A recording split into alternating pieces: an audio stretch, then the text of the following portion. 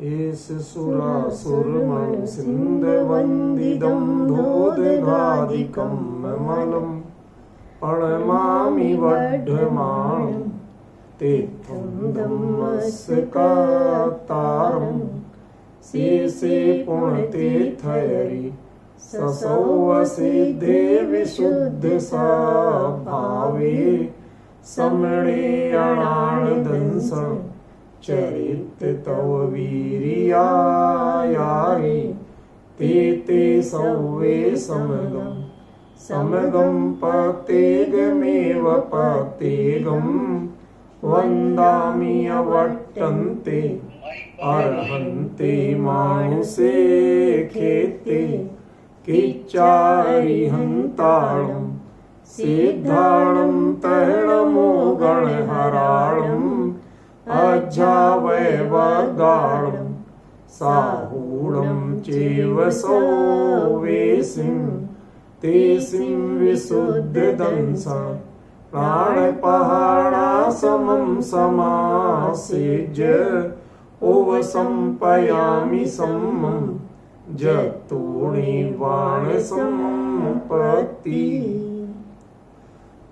प्रवचन सार परमागम चरणान योग चूली का अधिकार गाथा 201।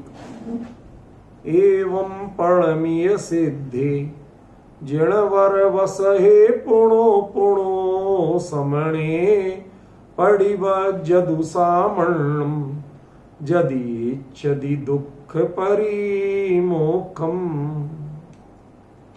गाथा पर थोड़ी चर्चा की थी और आगे की चर्चा अपन को करना है। उससे पहले एक बात बताना थी कल ही, जो बताना चाहिए थी शुरुआत में पर बताना भूल गया। सोचा था और जो चर्चा चल जाती वो चल जाती, वो आपको बताता हूं। ये ग्रंथ का मध्य मंगल है। आदौ मध्यावसाने च मंगलम भाषितम बुधे, ऐसा आचार्यों का वचन है कि ग्रंथ के आदि में, ग्रंथ के मध्य में और ग्रंथ के अंत में मंगल करना चाहिए, मंगलाचरण करना चाहिए। अकेले शुरुआत का नियम नहीं, ये मध्य मंगल है। अब प्रश्न ये है कि जब 3 अधिकार थे तो या तो पहले अधिकार में तो किया था मंगलाचरण, दूसरे में भी एकाद कर देते, यहां क्यों किया या यहां भी नहीं करते? अन्य ग्रंथों में भी एक ही जगह मंगलाचरण किया। समय सार में इतने अधिकार है, जो शुरू में वंदित्व सब सिद्धे किया तो किया, उसके बाद कोई मंगलाचरण नहीं। तो प्रवचन सार में नहीं आता तो कौन सी आपत्ति? समझ गया? यहां अलग से मंगलाचरण। देखो, हमारा उद्देश्य नेगेटिविटी नहीं, नकारात्मक सोच नहीं करना चाहिए था ये नहीं। मैं ये कहना चाहता हूं कि ऐसा प्रश्न उठा के, नेगेटिव प्रश्न उठा के मैं ये आपका ध्यान आकर्षित करना चाहता हूं कि आचार्य देव ने यदि यहां पुनः मंगलाचरण किया तो उसके पीछे कोई बड़ा उद्देश्य है, और वो समझाना ये मेरा कर्तव्य है। इसलिए मैं आपसे ये बात कर रहा हूं। ये प्रश्न क्यों उठाया? ताकि आपको उस पर गौर तो जाए। अभी तक तो हम चर्चा करने लगे थे, लेकिन ये ध्यान ही नहीं गया था कि ये मंगलाचरण है। कल जब मैं बैठा तो बैठ के शुरुआत में सोचा कि मैं बताऊं, पर जो तारतम्य जोड़ने की बात आई पिछले गाथा से इस गाथा का, उस विषय को जोड़ने के चक्कर में भूल ही गया कि मंगलाचरण भी है। तो आज मैंने तय किया था कि मैं शुरुआत में आपको स्पष्ट करूंगा कि मंगलाचरण है क्या। देखिए, होने को तो टोडरमल जी ने इस बारे में बहुत अच्छा लिखा है कि कई लोग मंगलाचरण नहीं भी करते तो भी उनके कार्य निर्विघ्न होते, और कई मंगलाचरण करते हैं तो भी उनके कार्य पूर्ण नहीं होते। सबसे बड़ा प्रमाण मोक्ष मार्ग प्रकाशक के हर अधिकार में मंगलाचरण किया, वो पूर्ण नहीं हुआ। बताइए, इससे बड़ा और क्या प्रमाण होगा कि मोक्ष मार्ग प्रकाशक स्वयं पूर्ण नहीं हुआ, जबकि उसके हर अधिकार में मंगलाचरण किया। ठीक है? और कई लोग कोई मंगलाचरण नहीं करते, सीधी अपनी बात शुरू करते हैं, तब भी उनका निर्विघ्न पूरा हो जाता है। तो इसका मतलब है मंगलाचरण से जो महिमा कही जाती है वह मात्र शिष्टाचारवाची है, परंपरावाची है, रूढ़ी है, रिचुअल्स है, या उसके पीछे कोई वास्तविकता है। और वो वास्तविकता है तो वह फल की है या संस्कार की है। दो चीजें अलग अलग।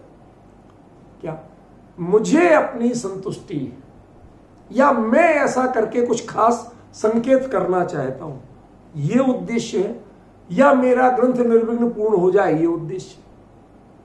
बाहरी हम कोई फल चाहते हैं या इसको करके हम कोई बड़ा उद्देश्य पूरा करना चाहते हैं, कुछ नया संकेत करना चाहते हैं। ठीक है ना? क्या है इसकी वास्तविकता समझना अपना उद्देश्य है। पहले हम जिनवाणी में मंगल के बारे में क्या क्या कहा गया वो मैं थोड़ी सी चर्चा करना चाहता हूं, क्योंकि हमारे लोगों में अध्यात्म की गुण चर्चा करने में तो आनंद आता है, ये बहुत अच्छी बात है, पर कुछ चीजों की, सामान्य चीजों की जानकारी भी रहना चाहिए। हमारे उन लोगों को यदि कोई बता दे, अरे ऐसा भी है, हमें तो पता है भाई साहब, हम तो तत्व की बात करते। ये बात गैर तत्व की नहीं, ये बेकार की नहीं, ये भी उन्हीं आचार्यों ने की, आगमधर आचार्यों ने की है, तो हमें उसका सम्मान करना चाहिए, उस पर विचार करना चाहिए। आपके कुंद जैसे आचार्य जब स्वयं हर ग्रंथ में मंगलाचरण करते हैं, यहां बीच में भी मंगलाचरण कर रहे, तो है क्या ये मंगलाचरण? पता तो चले कितने प्रकार का होता है, कब कब किया जाता है और किस उद्देश्य की पूर्ति के लिए किया जाता है, ये सब हमें पता चलना चाहिए। ठीक है ना? इसलिए आज ये प्रकरण थोड़ा सा उठाया। थोड़ी देर में ये चर्चा पूरी करके फिर वापस अपनी गाथा का जो कल का विषय था उसे हम आगे लेंगे। पहले सबसे शुरुआत में मैं आपको जो धवलाकार वीरसेन स्वामी, कसाय पाहुड़ सूत्र और तिलोय प्रणति आदि ग्रंथों के आधार पर मंगलाचरण का स्वरूप बताऊंगा। पहले तिलोय प्रणति में इसके अर्थ दिए पुण्य, पूत, पवित्र, प्रशस्त, शिव, भद्र, क्षेम, कल्याण, शुभ और सौख्य, ये सब मंगल के समानार्थक शब्द दिए। मंगल शब्द से आप क्या क्या अभिप्राय ले सकते हैं वो 10 नाम दे दिए। पुण्य, पुण्य माने होता है पवित्रता। पुण्य शब्द का अर्थ ये पुण्य पाप वाला पुण्य नहीं, समझ में ना? पुण्य शब्द का अर्थ है पवित्रता। ठीक है ना? पूत, पूत माने जो स्वयं पवित्र हो चुका है। तीसरा पवित्र शब्द तो है ही। फिर चौथा प्रशस्त, प्रशस्त माने जो हमारा मार्ग प्रशस्त हो, शुभ हो, उसमें कोई बाधा नहीं आए। फिर उसके साथ क्या कहते हैं? शिव, शिव माने कल्याण, मोक्ष। फिर भद्र, भद्र माने भी कल्याण है। क्षेम माने भी कल्याण है, कल्याण शब्द का अर्थ तो कल्याण है ही। शुभ, शुभ भी मंगलवाची है। और सौख्य, सौख्य माने जिसके साथ, जिसको करने से हमें सुख की अनुभूति है। ठीक है ना? ऐसे 10 अर्थ या 10 समानार्थक शब्द तिलोय प्रणति ग्रंथ में आचार्य तीव्र ने दिए हैं, वो मैंने आपको नामोल्लेख किया। अब वो कहते हैं कि यह मंगल मलों को, यानी ज्ञानावरणादि द्रव्यमल, अज्ञान अदर्शनादि भावमल, ये 2 प्रकार के मल के, एक द्रव्यमल माने द्रव्य कर्म और भाव कर्म, उनको भावमल, इनको गलाता है, उनको नष्ट करता है। ठीक है ना? इसलिए इसका नाम मंगल है। ये किस ग्रंथ में है? तिलोय प्रणति ग्रंथ में। ठीक है? वो कहते हैं मंग अर्थात सुख को लाता है, इसके करने से सुख की प्राप्ति होती है, तो वो मंगल है। क्यों होती है अभी बताऊंगा, ध्यान से सुनो जरा। फिर क्या कहते हैं धवला ग्रंथ में? इसी के द्वारा ग्रंथकर्ता अपने कार्य की सिद्धि पर पहुंच जाता है, इसलिए इसका नाम मंगल है।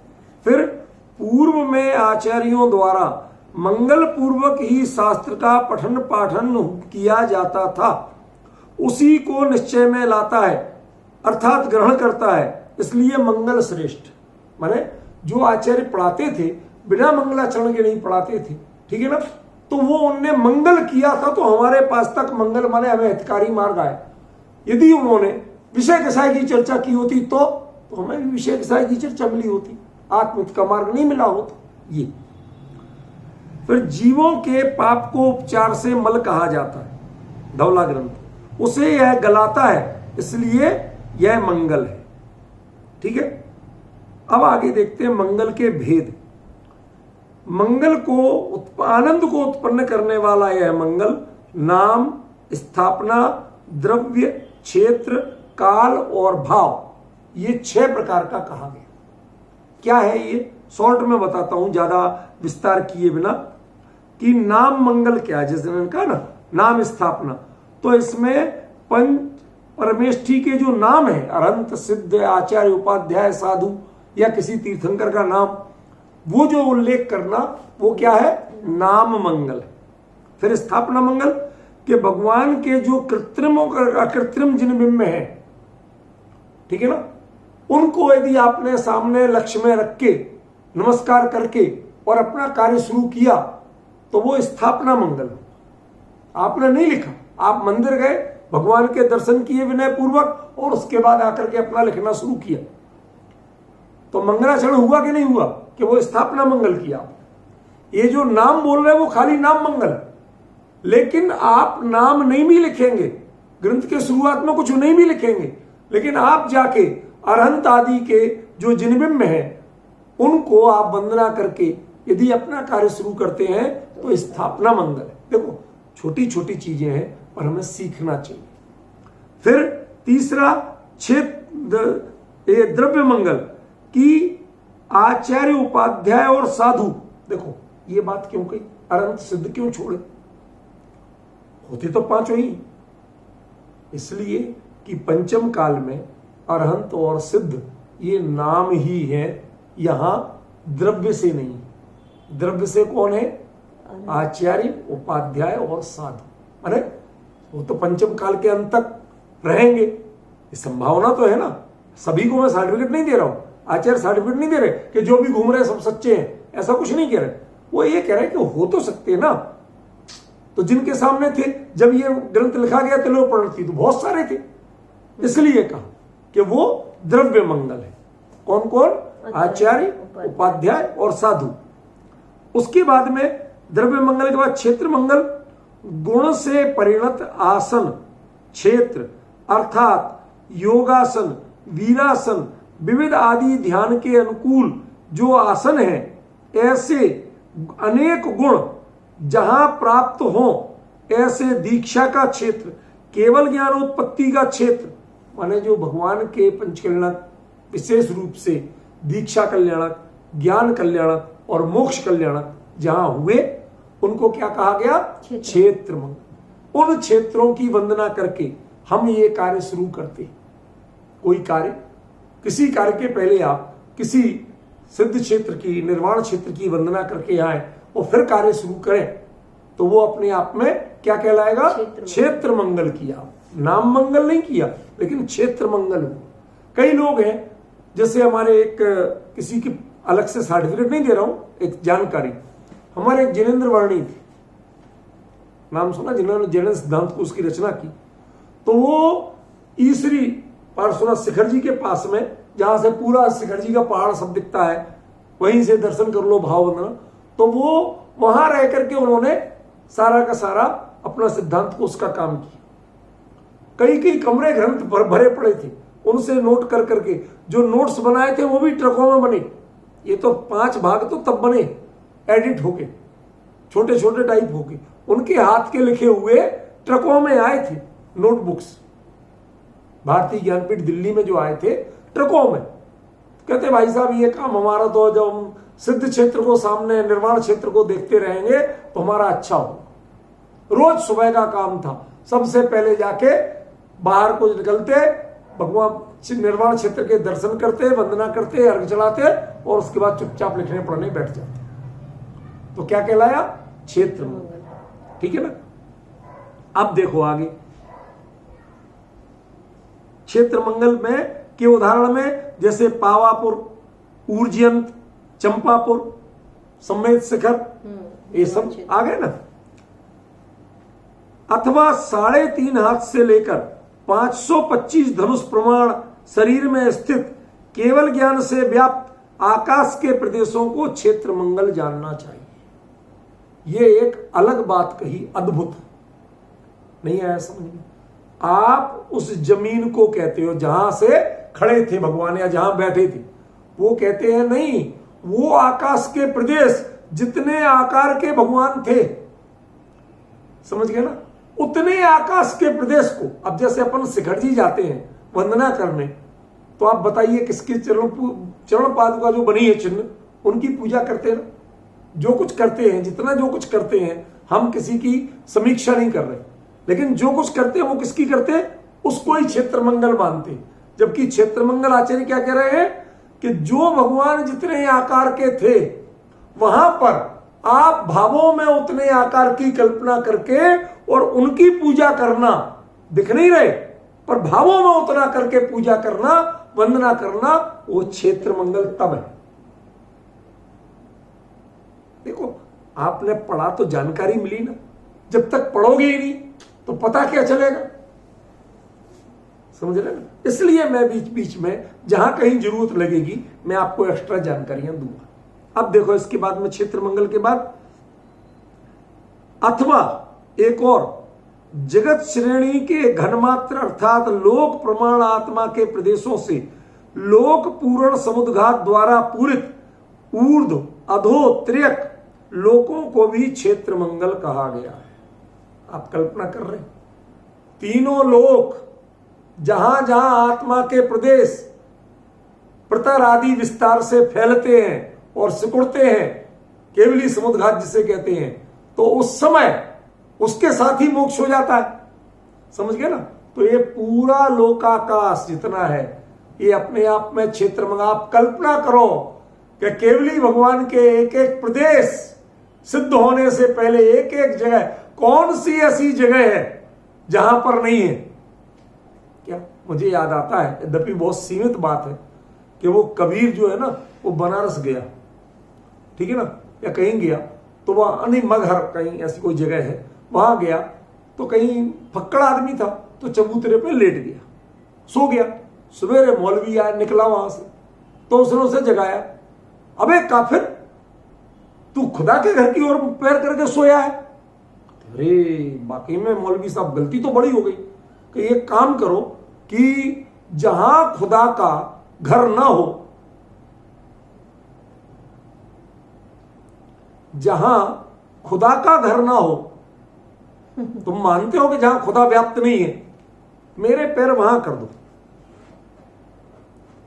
अब जो मौलवी उसको उपदेश दे रहा था, एक बात सुनते ही गड़बड़ा गया, कहते अरे एक तो मैं चक्कर में पड़ गया। उसने उसके पैर पड़े, भाई साहब माफ करो, गलती हो की रहो, तो मैं जा करना। कैसे कह दे कि कहां खुदा नहीं है, समझ गए ना। ऐसे ही इस पूरे लोक का देखो कितनी बड़ी कल्पना है, कल्पना ही सही, कितनी उदात्त कल्पना है। लोक में कोई क्षेत्र पवित्र नहीं है। आपको अपना हित करना है तो आप समझ लो, आप सिद्धों के सानिध्य में बैठे हो, केवलियों के सानिध्य में हो। कोई प्रदेश ऐसा नहीं बचा, चाहे नरक का हो, निगोद का हो, मध्यलोक का हो, ऊर्ध्वलोक का हो, कहीं का, समझ गए। सब जगह जिस समय भगवान केवली समुद्घात करके मोक्ष को जाते हैं, हर कहीं कोई नहीं करते, बहुत बिरले करते हैं, लेकिन होता तो है ना केवली समुद्घात। तो वो एक एक प्रदेश भगवान केवली के स्पर्श से व्याप्त हुआ था, इसलिए हमें तो संपूर्ण लोकाकाश ही क्षेत्र मंगल है। कहां कहूं कि कौन अमंगल है, समझ गए ना। थोड़ा थोड़ा इन चीजों की जानकारी करना चाहिए। फिर देखो क्या कहते हैं, जिस काल में जीव केवल ज्ञानादि रूप मंगल पर्याय को प्राप्त करता है तथा दीक्षा प्राप्त करता है, केवल ज्ञान का जो उद्भव काल है और निर्वाण काल है, माने तीन ही कल्याणक लिए, दीक्षा कल्याणक, ज्ञान कल्याणक और निर्वाण कल्याणक, ठीक है ना। यद्यपि कल्याणक अकेले तीर्थंकरों के होते हैं, लेकिन दीक्षा, ज्ञान और निर्वाण, इनकी प्राप्ति तो सामान्य केवलियों की भी होती है ना, इसलिए आ सब जाएंगे। तो जहां जहां से जिन्होंने दीक्षा ली, ज्ञान प्राप्त किया और निर्वाण प्राप्त किया, वो जब जिस जिस समय किसने कब कहां किया, तो वो हमारे लिए काल मंगल है। मतलब चौथा काल भी अपने आप में एक मंगल है। यद्यपि चौथे काल में सातवें नरक का रास्ता भी खुलता है। अभी आप चाहें तो सातवें नरक नहीं जा सकते, जितना चाहे पाप कर लो। क्यों? उतने क्रूर परिणाम होते ही नहीं है। समझ गया ना? यह क्रूरता की एक लिमिट है, समझ गया? लेकिन वहां हो जाती है, समझे? इसलिए वो 7वें नरक तक जाते थे। काम थोड़ा सा दिखता था, लेकिन उसके पीछे क्रूरता बहुत थी। मैं आपको एक छोटा सा एग्जांपल पूछता हूं, सोच के उत्तर देना। शुभोम चक्रवर्ती ने क्या अपराध किया था? णमोकार मंत्र लिख के मिटाया था। ये क्या इतना बड़ा अपराध हो गया कि जिससे 7वें नरक जाए? थोड़ा सा आप अकेले भक्त बन के मत सोचो, थोड़े तटस्थ भाव से। इसमें इतनी बड़ी क्रूरता कहां दिख रही है? डिफरेंस समझिए। क्या इतनी बड़ी क्रूरता कहां दिख रही? अभी दिखाता हूं, अभी दिखेगी। पहला, वो कौन था? चक्रवर्ती, 6 खंड का मालिक, ठीक है ना? 6 खंड में जितने जीव हैं, जब राजा जिस चीज का अनादर करेगा तो वो 6 खंड के सारे जीव उससे विपरीत, भैया राजा को पसंद नहीं, हम भी वही करें, जीवित राखे राम तेवित रहिए। समझ गए ना? कितने जीव धर्म से विमुख होंगे, कितने जीव आत्महित से विमुख होंगे? तुमने सोचा कभी? नहीं सोचा। यह है उसकी क्रूरता का विस्तार, यह उसके विकार का विस्तार। ख्याल में ना? दूसरा पक्ष, जितने भी 63 सलाहकार महापुरुष होते हैं, ये नियमतः मूल से जिन धर्म के श्रद्धानी होते हैं, उसके अनुयायी होते हैं, उसके विरोधी नहीं होते। बात समझ में आई? अब जो जैन हैं, जिन धर्म को मानते हैं, जिन पंच परमेष्ठी को आपने जन्म से पूजा, जिस णमोकार मंत्र को आपने जन्म से पूजा, क्या उसको पैर से मिटाने में कितनी परिणामों की क्रूरता हुई होगी? तुम शरीर के लोभ में, कि शरीर बच जाए, इस लोभ में तुमने परिणामों की क्रूरता कितनी कर ली। जिसको तुम जन्म से मानते पूजते रहे, उसको ही, समझ गए?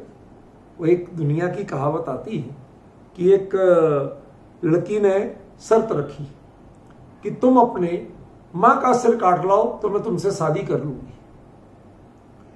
तो वो पागल चला और काट लाया।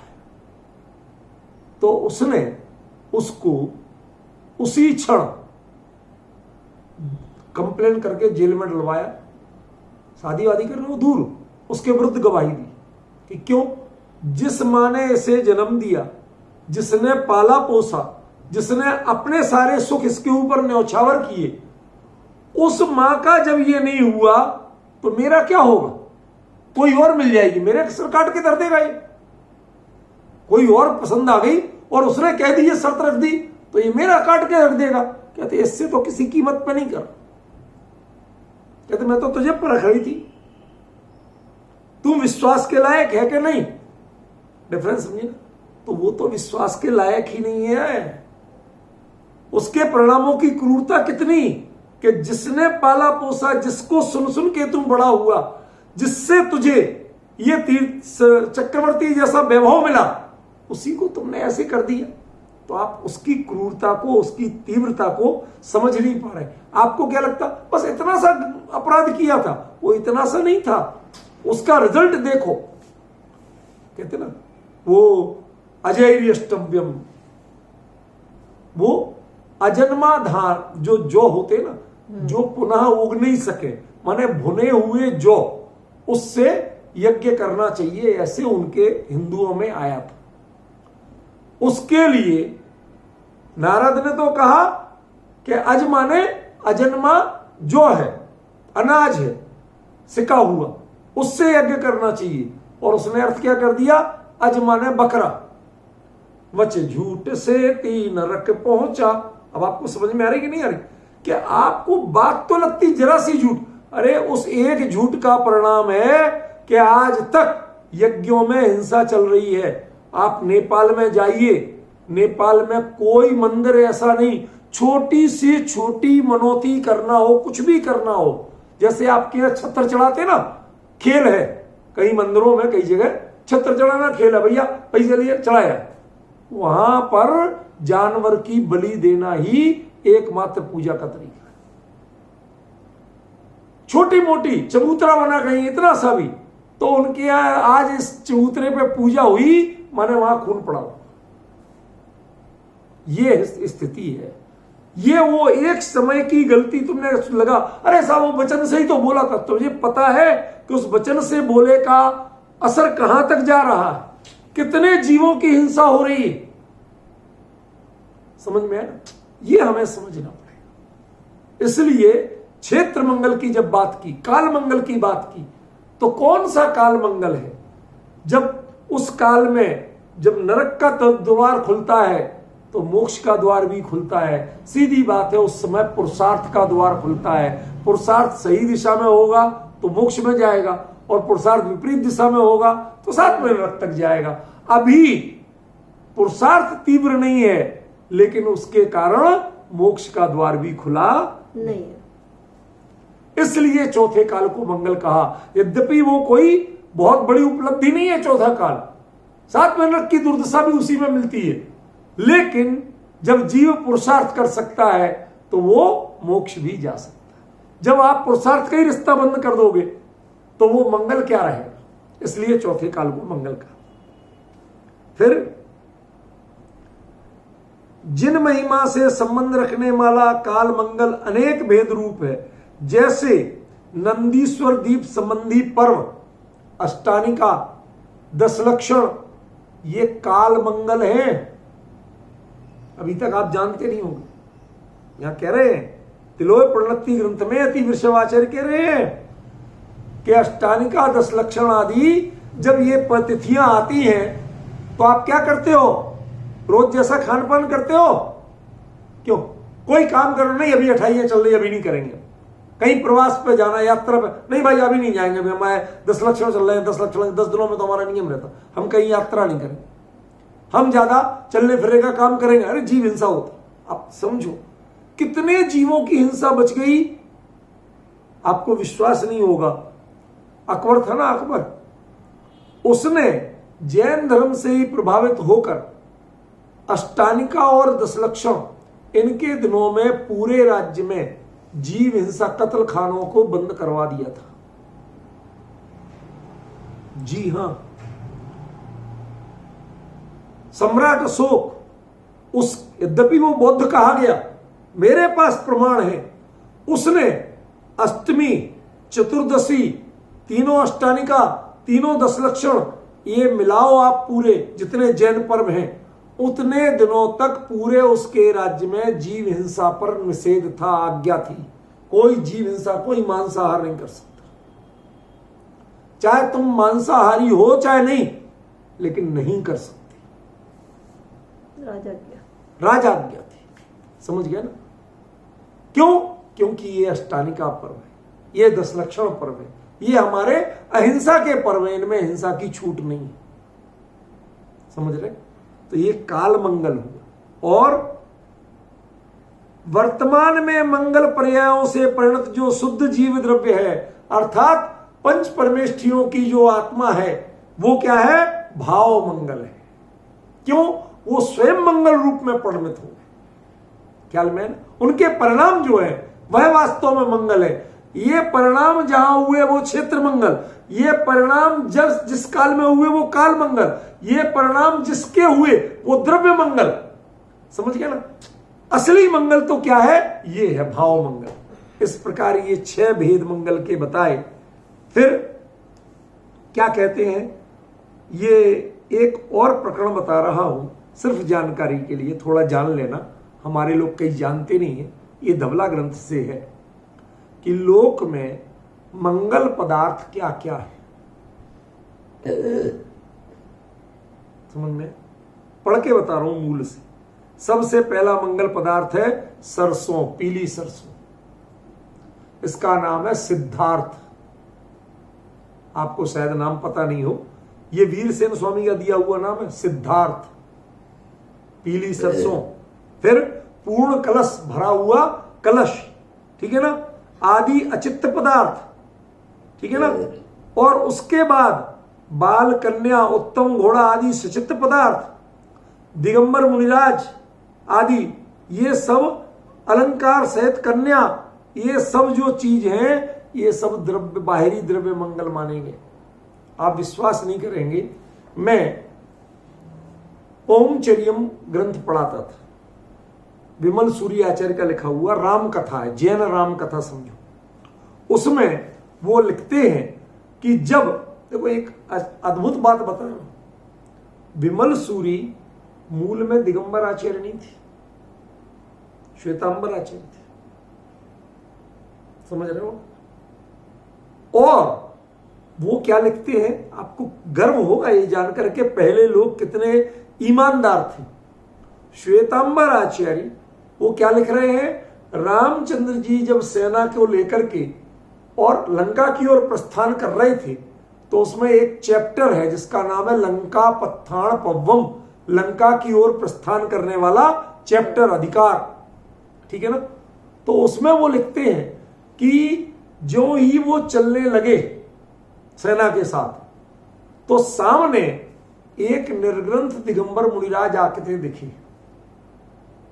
लिख कौन रहे हैं, श्वेतांबर साधु, और लिख क्या रहे हैं, दिगंबर मुनिराज दिख जाए आप किसी काम के लिए जा रहे, कहते इससे बढ़िया मंगल कुछ नहीं है, तुम्हारी विजयी विजय, ये उसमें लिखते हैं।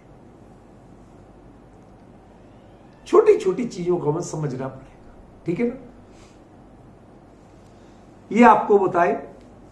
इसी प्रकार पंच परमेष्ठी का अनादि अनंत जीव द्रव्य, कृत्रिमा कृत्रिम चैत्यालय, साधु संग, आपको पता होगा जब आप पढ़ते हैं, दृष्टम जिनेन्द्र भवनम भवतापहारी, अभी मंदिर नहीं पहुंची, दूर से खाली शिखर दिखा, कलश दिखा, ध्वजा दिखी, और क्या बोला, दृष्टम जिनेन्द्र भवनम भवताप, आपके संसार का ताप। अब हमें कुछ और संसार की बात नहीं है, भगवान का मंदिर दिख गया। आप सोचिए, ये इन सबको मंगल वैसे नहीं कहा, आपके परिणाम बदलते हैं तो मंगल है।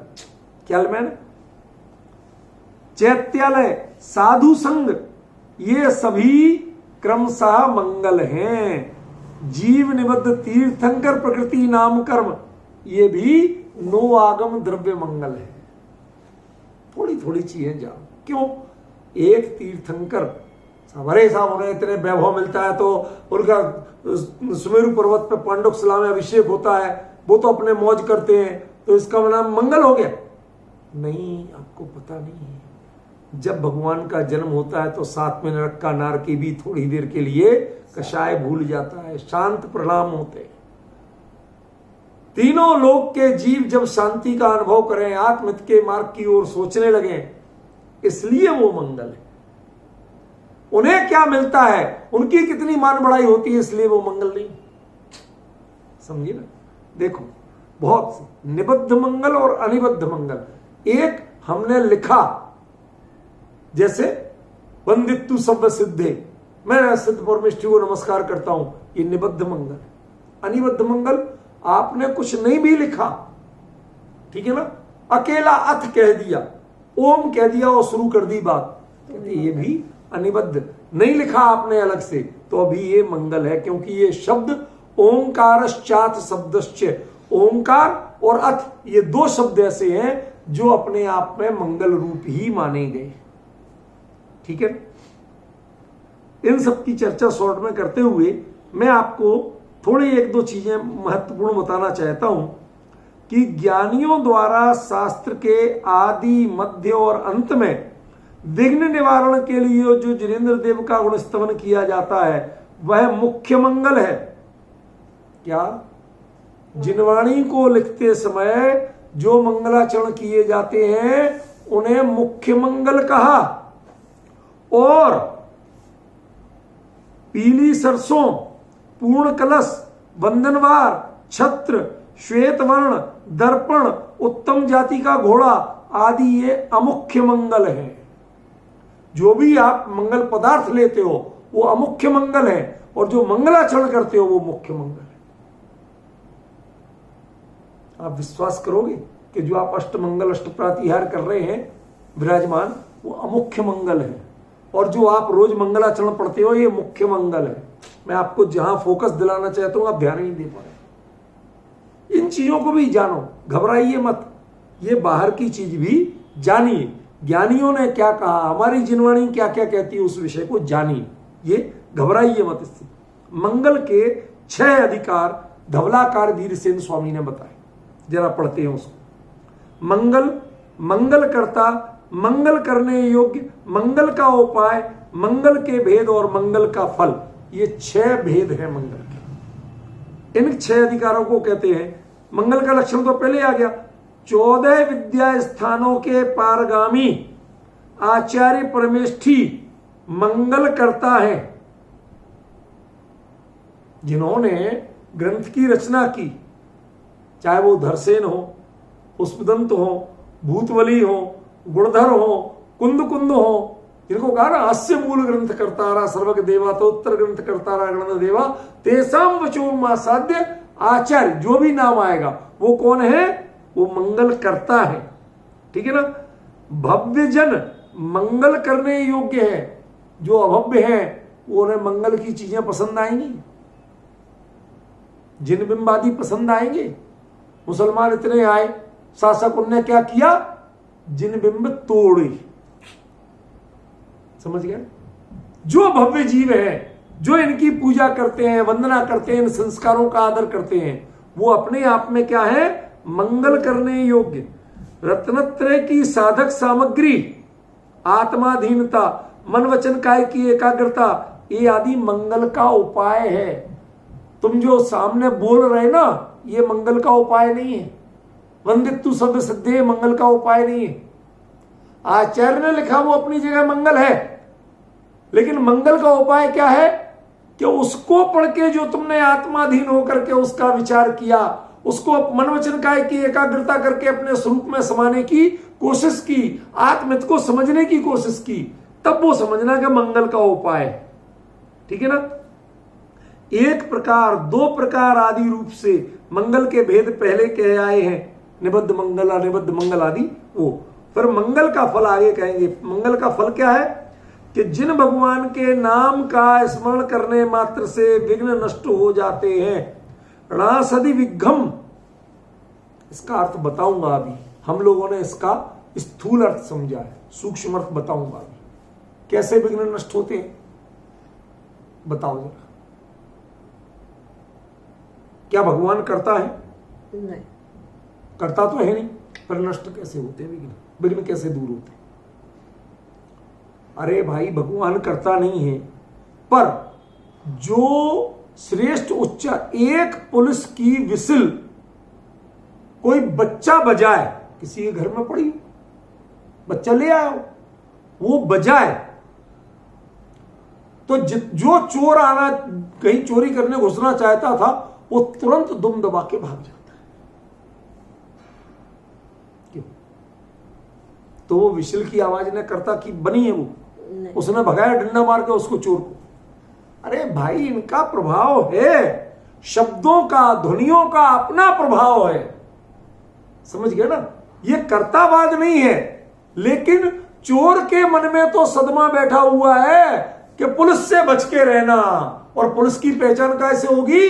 पुलिस की विसिल से। ऐसे ही जिनवाणी के प्रमाण से बात कर रहा हूं। यदि या जिस घर में मूल आगम के प्राकृत की गाथाएं ये गूंजती हैं, विघ्ना प्रणश्यंती, उसके विघ्न अपने आप दूर होते हैं। न ही क्षुद्र देवा परिलंघयंती, क्षुद्र देव व्यंतर आदि कहीं जो बाधा करते हो, वो अपने आप वहां से दूर भाग जाते हैं। समझ गए ना। ये चीजें हमें, असल में बहुत लोग हैं जो उदास होके ऐसे हो जाते हैं, ऐसी चीज, कोई बात कही और ऐसे रह गए। आप जिनवाणी की हर बात को सावधानी से सुनो, उसका सम्मान कीजिए। ये कोई कर्तावाद का पाठ नहीं है, पर ये एक सहज होता है। नहीं होता हो तो क्या तीर्थंकर बालक वह इंद्र के स्वधर्म इंद्र का सिंहासन हिलाने जाता है? नहीं जाता। पर हिलता है कि नहीं हिलता है? हिलता है। तो करता नहीं है पर होता तो है ना। होने से तो इंकार नहीं कर सकते आप। यहां होता है की बात कर रहे हैं, करता है की बात नहीं कर रहे। ठीक है ना? उसके बावजूद ऐसा होता है। मंदिर के घंटे की आवाज सुनाई पड़े, आपके परिणाम अलग हो जाते हैं। क्या समझने लगते हैं? हम जहां आ रहे थोड़ी देर खड़े हो, मंदिर बनी दूर है लेकिन घंटे की आवाज सुनाई पड़ी।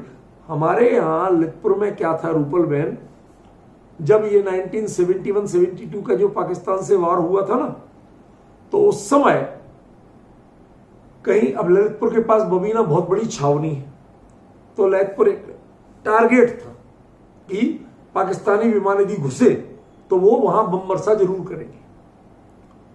तो अब रडार से सूचना मिली तो पूरे शहर को कैसे सावधान करेंगे। लाइट तो उन दोनों वैसी भूली भटकी आती थी, तो ब्लैकआउट करना कोई बड़ी बात नहीं थी, समझ गए ना? तो वो तो वैसे ही बना रहता था। अब जो दिए जल रहे हैं, लालटेन जल रही है, वो भी बुझा लो, इसका पता कैसे चलेगा? तो ललितपुर में एक बड़ा मंदिर है, दिगंबर जैन बड़ा मंदिर, बहुत बड़ा मंदिर। उसमें काफी ऊंचाई पे, ऊंचा मंदिर भी है, और उसकी सबसे ऊंचाई वाले बुर्ज पे वहां पर बहुत बड़ा घंटा लगा। नीचे आंगन में खड़ा होके वो माली यूं जोर से, उसकी इतनी मोटी तो रस्सी थी, उससे पकड़ के हिलाता, उसकी आवाज होती तो सारे आसपास के दूर दूर तक गूंजती थी। क्या? तो पहले तो लोग सावधान होते थे, भगवान का प्रक्षाल हो रहा है, वहीं खड़े होके हाथ जोड़ लेते थे, जो जहां है वहीं खड़े होके। यदि चल रहा है रास्ते में, मैंने देखा चलते हुए जूते उतार दिए, हाथ जोड़े,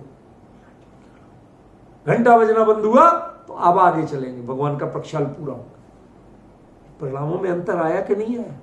और उस समय 1971 के वार के समय कलेक्टर ने आज्ञा दी थी, जनरल, बड़े मंदिर का घंटा बजे तो लालटेनें बंद कर देना, पाकिस्तान के विमान आक्रमण करने आ सकते हैं।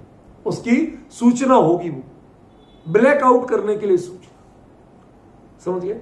अब देखिए, जिस मंदिर के घंटे की आवाज से आपका भय दूर होता था, आपने उसको भय का निमित्त बना दिया।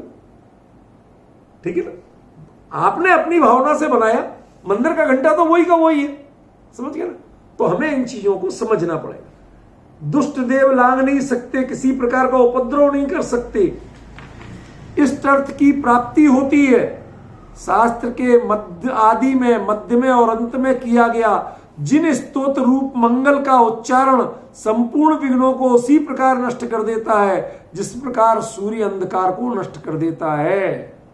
कौन कह रहे? धबलाकर वीर सेन स्वामी कह रहे, समझ गए?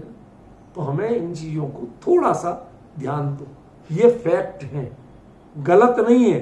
करता है, करता बात गलत है, लेकिन ऐसा होता है ये सही है। तीर्थंकर जहां विराजमान साक्षात होते हैं वहां योजनों तक सुभिक्ष होता है कि नहीं होता है? होता है। तो क्या भगवान जाके वहां पर पानी बरसाते हैं? कुछ नहीं, वो पुण्य का योग है। जब ऐसा होगा तो ऐसा, आज भी राष्ट्रपति का जहां आना हो तो वहां के सारे बदमाश 15 दिन पहले से भाग जाते। क्यों? नहीं तो पुलिस पकड़ के अंदर करेगी, नहीं तो पुलिस की नौकरी जाएगी, एसपी मारा जाएगा, समझ गया ना?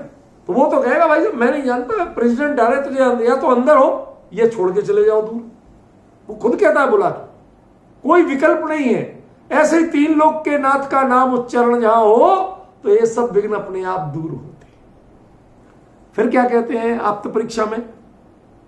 श्रेयो मार्गस्य संसिद्धि प्रसादात् परमेष्ठिना इत्याहुस्तद गुण स्तोत्रम शास्त्रादो मुनि पंगवा। अनंत परमेष्ठी के प्रसाद से मोक्ष मार्ग की सिद्धि होती, इसलिए प्रधान मुनियों ने शास्त्र के आरंभ में अनंत परमेष्ठी के गुणों की स्तुति रूप मंगल किया है। ये ध्यान रखिए, ये चीज बहुत बड़ी कही। ये है आप्त परीक्षा ग्रंथ, ये आप्त परीक्षा ग्रंथ जैन न्याय का ग्रंथ है, समझ में? इसमें परीक्षा की गई कि अरहंत ही आप्त क्यों है। आप्त माने प्रमाणिक पुरुष, अन्य लोग क्यों नहीं, उनकी परीक्षा करके बताई। सांख्य क्यों नहीं है, मीमांसक क्यों नहीं है, नैयायिक क्यों नहीं है, वैशेषिक क्यों नहीं है, बौद्ध क्यों नहीं है, सबकी परीक्षा की। समझ में आया ना। तो उन्होंने वो न्याय का ग्रंथ है, और न्याय वाला जब ऐसी बात करता है तो वो तो भाई लॉजिक बात करता है। इसका मतलब उन्होंने कम से कम वहां 50 पेज में इसकी सिद्धि की, एक छोटी सी करके कि हाँ ये बात बिल्कुल सही है कि अनंत परमेष्ठी का यदि आप स्मरण करोगे तो ऐसा होगा। ख्याल में। अब देखो 3 बार मंगल करने का निर्देश हो, उसका प्रयोजन अपना 3 बार कहा रहा ना, इसलिए पूर्वकालीन आचार्यों ने जो शास्त्रों का मंगल कहा उस मंगल को नियम से शास्त्रों के आदि मध्य और अंत में करना ही चाहिए। तिलोय प्रणति का ही है ये वाक्य। शास्त्र के आदि में मंगल पढ़ने पर शिष्य लोग शास्त्र के पारगामी होते। 3 मंगलों का 3 अर्थ सुनो। आदि मंगल का जो पढ़ने वाले हैं उन्हें शास्त्र समझ में आता है। मध्य में मंगल करने पर निर्विघ्न विद्या की प्राप्ति होती है, ये मध्य मंगल है। और अंत में मंगल करने पर विद्या का फल प्राप्त होता है। ये आचार्यों ने कहा, श्रुतधर आचार्यों ने। समझो जरा क्या कहते हैं। द्रव्य संग्रह की टीका में लिख रहे हैं, नास्तिकता का त्याग, सभ्य पुरुषों के आचरण का पालन, पुण्य की प्राप्ति, विघ्न का विनाश, इन 4 लाभों के लिए शास्त्र के आरंभ में मंगल किया जाता है। धवलाकार लिखते हैं कि 3 स्थानों में मंगल करने का उपदेश क्यों दिया, आदि में, मध्य में, अंत में। उसका उत्तर देते, मंगल संबंधी आवश्यक कृति कर्म, कृति कर्म जैसे प्रतिक्रमण होता ना, ऐसा एक कृति कर्म है, वह करने से मंगल संबंधी प्रायश्चित करने वाले, विनय को प्राप्त ऐसे शिष्य, अध्येता हमारे शास्त्र को पढ़ने वाले, श्रोता और वक्ता, इन सबको क्या मिलता है, आरोग्य। यदि मान लो आज किसी को चोट लग जाए तो स्वाध्याय छूटेगा कि नहीं, छूट जाएगा। ठीक है ना। किसी को बुखार आ जाए तो छूटेगा कि नहीं, छूट जाएगा। तो आपको यदि जिन सूत्र का स्वाध्याय करना है तो वो मंगल क्यों कर रहे, भाई तुम स्वस्थ रहो ताकि तुम्हारा उपयोग जिनवाणी में लगे, तुम्हें जिनवाणी से दूर नहीं जाना पड़े। समझे। देखो श्रोता और वक्ता को क्रम से आरोग्य, निर्विघ्न रूप से विद्या की प्राप्ति हो और विद्या का फल प्राप्त हो, इस कारण से तीनों जगह मंगल करने का उपदेश दिया। कौन कह रहे, वीरसेन स्वामी, जिनकी बात को आप चैलेंज नहीं कर सकते, पूरे आगम युक्ति और तर्क से बात करते, वो ये बात कह रहे। तो आपको थोड़ा समझना तो पड़ेगा कि वास्तविकता क्या है। ठीक है ना। लौकिक कार्यों में मंगल करने का नियम है, पर वह शास्त्रों में भी करने का नियम है। मूल कसाय पाहुड़ आचार्य गुणधर सबसे प्राचीन ग्रंथकार क्या लिखते हैं, सुनो जरा।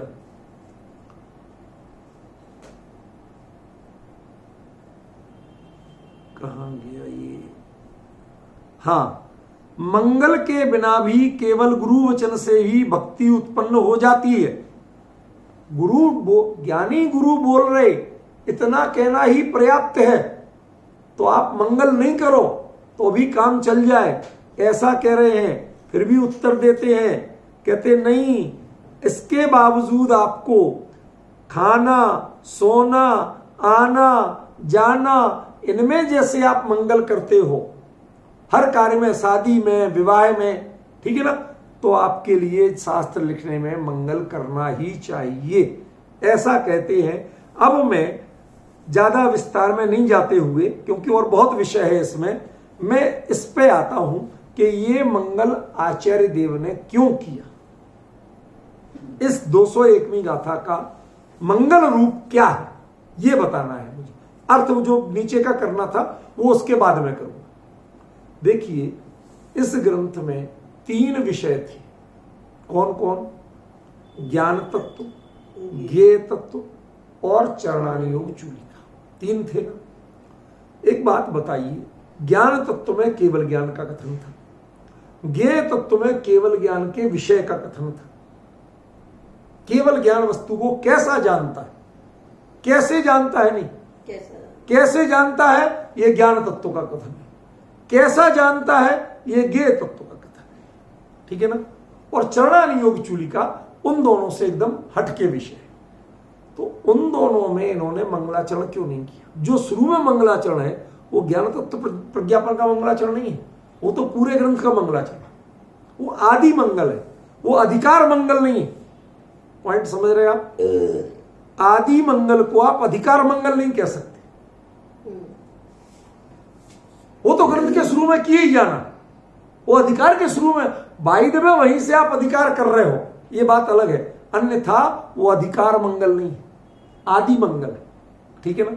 तो 2 अधिकारों में आपने मंगल नहीं किया, इनडायरेक्टली कहे कि 2 अधिकारों में आपने मंगल नहीं किया, और तीसरे अधिकार में आप अलग से मंगल कर रहे हो। क्यों? जिस मार्ग पर वो चलना चाहते हैं उसके लिए चरणायुग चूलिका। ये आचार्य ने कितनी बड़ी इंपॉर्टेंस दी है, आपको समझ में आ रही है? ये यथाख्यात चारित्र या जो उत्कृष्ट चौथे काल जैसा चारित्र जो है उसकी चर्चा करना, ये कुंद कुंद के लिए इतना इष्ट था, इतना महत्वपूर्ण था। पूरा ग्रंथ एक तरफ और ये विषय एक तरफ, कि इसके पहले उन्होंने बाकायदा मंगल करके शुरुआत की। एक उत्तर तो आपने सही दे दिया, दूसरा उत्तर बताओ। एक उत्तर और है इसका, अभी अभी बताया है आपको, लेकिन आप लोग तो श्रोता हो ना, सुन लिया। इसके अलावा हमारी ड्यूटी कहां थी? सुनने को कही थी, सुन ली, इधर से घुसी इधर निकल गई। अभी अभी बताया विद्या की प्राप्ति, मध्य मंगल का उद्देश्य क्या है? विद्या की प्राप्ति। कितना गहरा रहस्य है कि वो विद्या मुझे प्राप्त हो। यथाख्यात चारित्र की जो विद्या मैं सीख के आया हूं वो विद्या मुझे प्राप्त हो। आप पॉइंट समझे? क्यों इतने सारे पढ़े थे आपको? अरे नहीं पढ़ते तो आप यहां क्या घटित करते?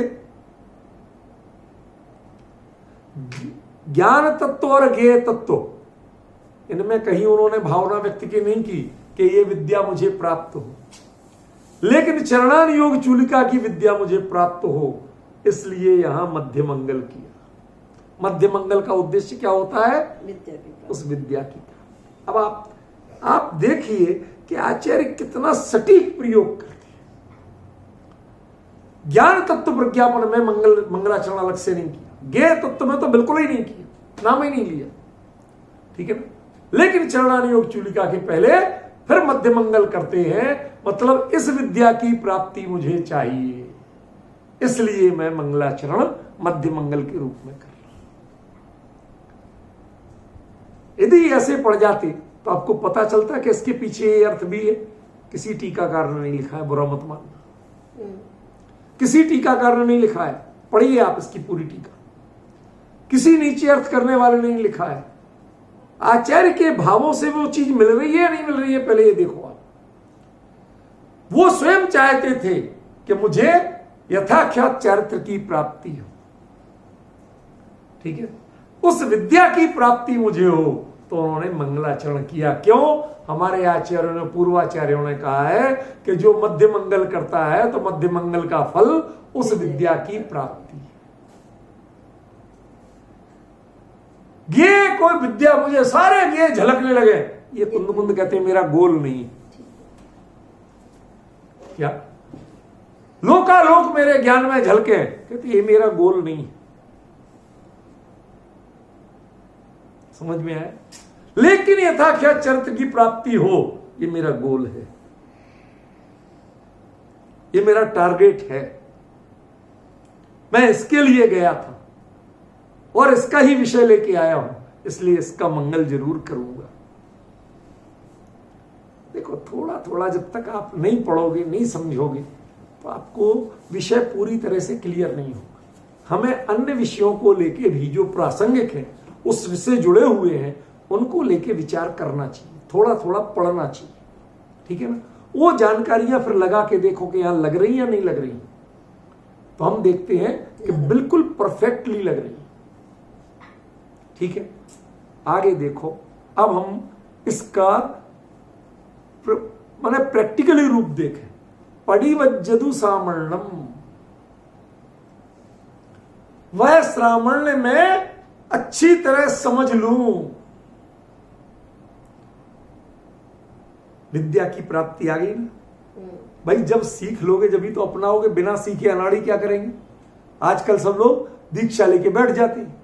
मैंने आपको लिखा था एक बार, आपने पढ़ा होगा मेरे लेख में, कि बचपन में मैं मंदिर गया दोपहर को किसी काम से, तो हमारा जी बैठे थे, तो उनसे पूछ लिया। अब अपन तो जरा थोड़े से मुंह फटते ही, उन्होंने कि महाराज जी आपको आत्मानुभूति तो होती होगी।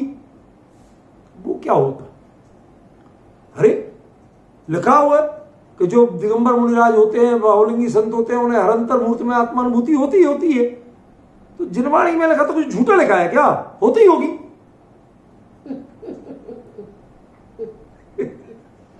तुम्हें को होती, तुम्हें को पता नहीं। एक और कह रहे आत्मानुभूति क्या होती है, इतना ही पता नहीं है, और दूसरी ओर जब लिखा है तो होती होगी। तो किसको होती होगी, शास्त्र को या तुम्हें? समझ गए? अब हम क्या कहें उनको, ये विडंबना है। पडिवज्जदु सामर्ण्यम, तुम उसको पहले जानो तो सही। आज लोग श्रामण्य को जानते नहीं है, श्रवण बनने की कोशिश करते हैं। श्रवण एक कुर्सी हो गई, एक अधिकार हो गया, एक साम्राज्य हो गया कि हां हम श्रवण बन गए, हम पूरी समाज को चलाएंगे, जहां हम जो कह देंगे वो होगा। क्या हो गया है श्रामण्य को? पहले समझो तो सही श्रामण्य क्या है। कुंद कुंद कहते हैं पहले श्रामण्य को समझो। यदि तुम्हें दुख से मोक्ष चाहिए तो श्रामण्य की वास्तविकता को समझो। ये समाज पे हुक्म चलाना ये श्रामण्य नहीं है। इसके लिए श्रवण नहीं बना जाता है। दिगंबर मुनि इसके लिए मुनि दीक्षा नहीं लेता है कि मैं दूसरों पे हुक्म चलाऊंगा। अत्यंत निष्प्रह रहता, अत्यंत निष्प्रह। जनसंपर्क कहते जैसे अहेर एव गणाद भीता। कौन लिखते हैं? आचार्य लिखते हैं, शायद समंत भद्र का है, अहेर एव गणाद भीता। भीड़ से, जन समुदाय से, भक्तों से कैसे डर के रहते हैं सच्चे मुनिराज? जैसे सांप से या जहरीले सांप से आम पब्लिक बच के चलती है। कहीं दूर से दिख जाता कि सांप की बामी है तो वो 1.5 फरलांग दूर से जाता, भाई उधर नहीं जाना, कहीं सामने निकला है काट खाया। तो ऐसे जहां भीड़ दिखे वहां से महाराज खिसक के भागते और यहां पकड़ के जाते, जुटाते हैं, बसें भर भर के बुलाते हैं। कहते भैया तुम पडिवज्जदु सामर्ण्यम, पहले तुम सामर्ण्य को समझो तो। श्रवण धर्म है क्या, जानो तो सही। किसे कहते हैं श्रामण्य? तुमने समझे ही नहीं। ये श्रामण्य की आत्मा नहीं है। श्रामण्य वो है जो पर से हटकर के अपने स्वरूप में एकाग्र होने की भावना हो। आप तो पर में एकाग्र होते, समाज को चलाना चाहते, देश को चलाना चाहते, कल कारखाने चलवाना चाहते, कि बड़े हर्षित होते हैं। जेल के कैदियों में हमने बोला, अरे भैया आप अच्छी बात सिखाएं, हमें इससे ऐतराज नहीं है, लेकिन इसका गर्व आपको नहीं होना चाहिए। यह श्रामण्य के अनुरूप नहीं। आप अपराधियों को भी निरपराध होने की भावना से कोई मौका मिल गया आप बोलो, हमें ऐतराज नहीं है, लेकिन आप कार्यक्रम कराओ, उसकी अपनी उपलब्धि गिनाओ, इससे ऐतराज। ये श्रामण्य नहीं, ये आपके गौरव की चीज नहीं। आप सबको उपदेश दो, सबको धर्म सिखाओ, हमें मंजूर, उसको हम मुनि धर्म में मानेंगे, लेकिन उसको अपनी उपलब्धि मानो कि मैंने जेल के कैदियों में बोला था और वो फोटो वीडियो रखो। ये अब आप श्रामण्य के विपरीत जा रहे हैं। श्रवण कभी भी किसी चीज का संग्रह नहीं करता है। समझ में? सांसारिक उपलब्धियों का रिकॉर्ड नहीं रखता है, और रखे तो वो श्रवण धर्म के विपरीत जा रहा है। उसने अभी तक श्रामण्य को समझा ही नहीं है। आचार्य कहते हैं पडिवज्जतु श्रामण्यम, तुम श्रामण्य को पहचानो तो सही, समझो तो सही श्रामण्य है क्या। जब तक तुम सच्चे श्रामण्य को नहीं समझोगे, यदि इच्छति दुख परिमोक्षम, यदि तुम्हें दुख से छूटना है तो पहले श्रामण्य समझो, श्रवण बाद में बनना। आज श्रवण पहले बनते हैं, श्रामण्य कभी समझते ही नहीं। ख्याल में ये इसका स्वरूप। इस पे अभी चर्चा आज थोड़ी मंगल पे चल गई ना, ये लास्ट लाइन पे अभी करूंगा मैं, कल बताऊंगा आपको। आज समय हो गया बता रहे, तो उसको हम समय का पालन करते हैं, लेकिन इसका विचार करना बहुत गंभीर विषय है। पडिवज्जतु श्रामण्यम यदि इच्छति दुख परमोक्षम, तुम्हें यदि दुख से छूटना है तो श्रवण बनने से पहले श्रामण्य को समझो। श्रामण्य को नहीं समझा और श्रवण बन गए तो अनर्थ कर सकते हो आप। आज जितना अनर्थ हो रहा है उसका एकमात्र कारण, लोग पद तो सब पाना चाहते हैं, लेकिन पद के योग्य नहीं बनना चाहते। पद के योग्य बनना माने श्रामण्य को समझना, और पद पाना माने उपलब्धि, सांसारिक उपलब्धि के रूप में पाना, परिग्रह के रूप में पाना। ये अपरिग्रह के पद को, अपरिग्रह के महाव्रत को परिग्रह के रूप में आप पाना चाहते हैं, ये विडंबना है। ख्याल में? इसको हमें समझना पड़ेगा, स्वीकार करना पड़ेगा। ये कुंद कुंद कह रहे हैं, मैं नहीं कह रहा हूं। ख्याल में? इसका विशेष व्याख्यान कल करेंगे।